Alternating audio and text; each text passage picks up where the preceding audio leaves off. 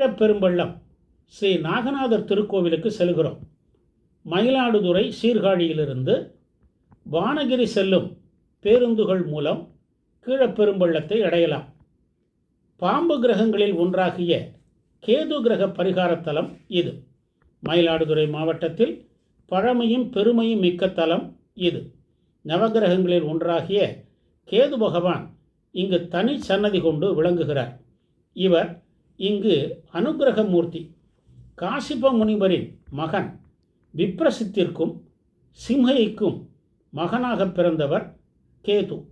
தேவர்களும் அசுரர்களும் திருப்பார்கடலை கடைந்த போது தோன்றிய அமுதத்தை திருமால் மோகினியாகி தேவர்களுக்கு மட்டும் பரிமாறினார். அப்போது ஸ்வர்பானு என்னும் அசுரன் தேவ வடிவமெடுத்து சூரியனுக்கும் சந்திரனுக்கும் இடையே சென்று அமிர்தம் பெற எண்ணினான்.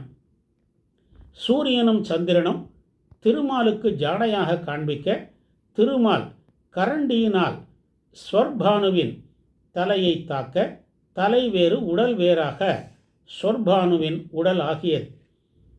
அமிர்த கரண்டி பட்டதனால் உயிர் போகவில்லை. அதனால் விப்ரசித்தின் வேண்டுகோளுக்கு இணங்கி ராகுவாகவும் கேதுவாகவும் மாறினர். இவை சிவனை துதித்து நவகிரகங்களிலே இடம்பெற்றன. கதிர்பகை, சிகி, செம்பாம்பு போன்ற பெயர்களும் கேதுவிற்கு உரியன. கேது ஞானகாரகன். அயல் நாட்டு வேலைவாய்ப்பு, மருத்துவம், மாந்திரீக வித்தை முதலியவைகளுக்கு அதிபதி.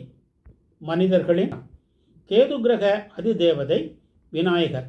இவருக்குரிய தானியம் கொள்ளு, சுவை, புளிப்பு, ரத்தினம், வைடூரியம்.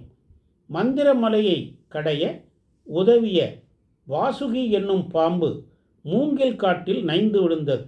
அங்கேயே தவம் செய்தது. அதற்கு சிவபெருமான் காட்சி தந்து அருள் புரிந்தார். தான் தவம் செய்த மூங்கில் காட்டில் கோவில் கொண்டு கேது கிரக தொல்லைகளை நிவர்த்தி செய்து அருளுமாறு அது வேண்டியது. அவ்வாறே சிவபெருமான் இசைந்து கோவில் கொண்ட இடம்தான் கீழப்பெரும்பள்ளம்.